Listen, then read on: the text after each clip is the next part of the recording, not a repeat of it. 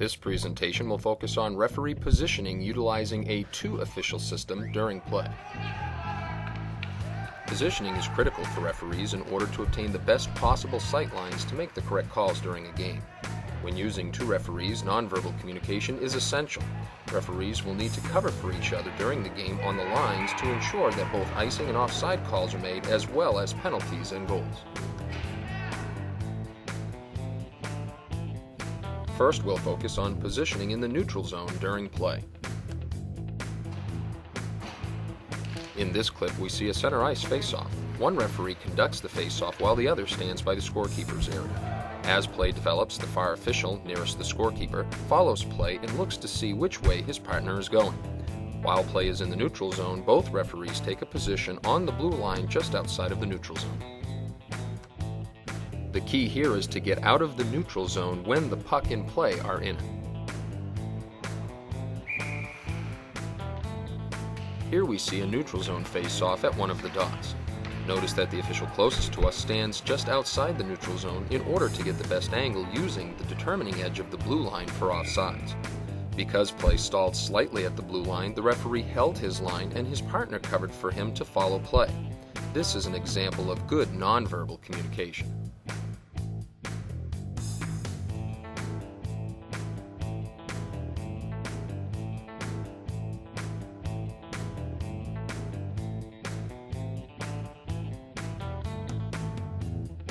Normally, if your partner is conducting the face-off, you will follow play into the attacking zone whenever possible.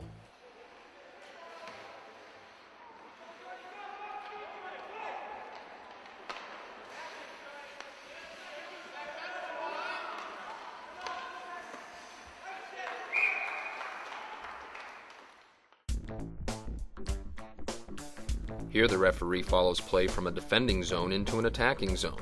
Notice how he is even or slightly ahead of the play as it approaches the blue line. He stops quickly, makes the correct call, and then continues into the attacking zone. It is not always necessary to come to a complete stop at the blue line as long as you are in the correct position. You may slow up slightly, but keep momentum up to stay with the play. Strong skating and hustling from line to line is the key. Now let's focus on positioning in the attacking and defending zones.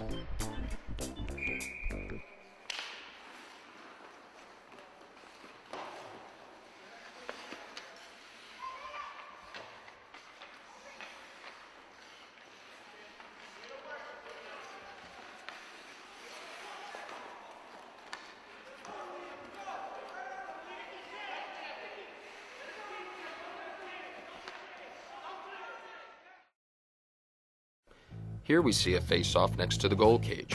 Notice how the referee not conducting the face-off stands at an angle to the face-off to watch for offsides players. Then after the puck drop, he quickly assumes the proper position just outside the blue line in the neutral zone.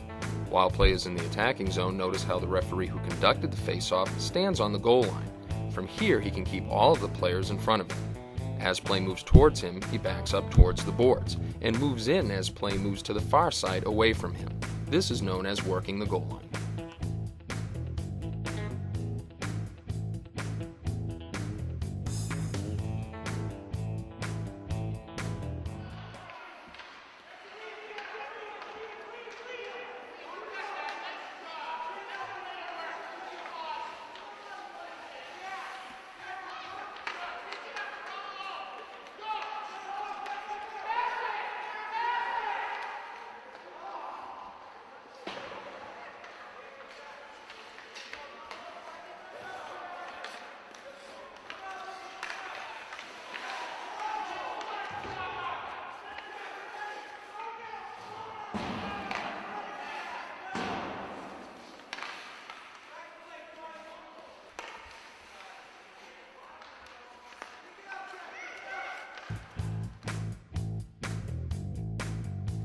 Here we see play move from zone to zone quickly several times. Notice how the referees work together to follow the play, yet always make sure that they are covering the blue lines for the offsides call. As play leaves a defending zone, the back official skates up behind the play quickly and releases the front official as he leaves the blue line to follow play and make the correct call at the next blue line. When play leaves the defending zone, the referee holding the blue line should not leave the line unless he sees the defenseman give up that line. Then he should look back to make sure that his partner is on the way to cover it as he leaves.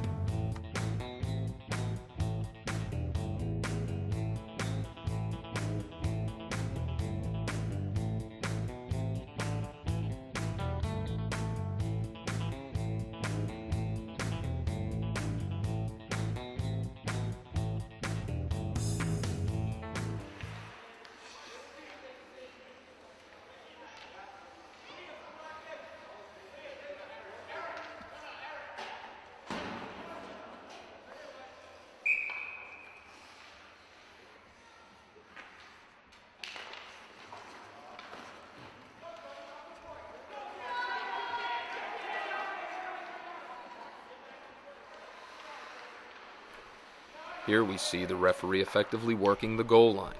Notice how he tries to keep all of the players in front of him for the best view for penalty calls. Occasionally you may have to move away from the boards and allow play to go behind you. If this happens, quickly move back towards the boards and regain your position. Once again, the referee works the goal line back and forth to maintain the best possible view of play in the goal cage. His positioning is determined by where play moves to and progresses in front of him. His feet will remain shoulder-width apart, and he is always on the move. And finally, notice the position this referee has, which allows him to be in the proper position to make the goal signal, skating backward and his eyes towards the middle of the ice and on the play.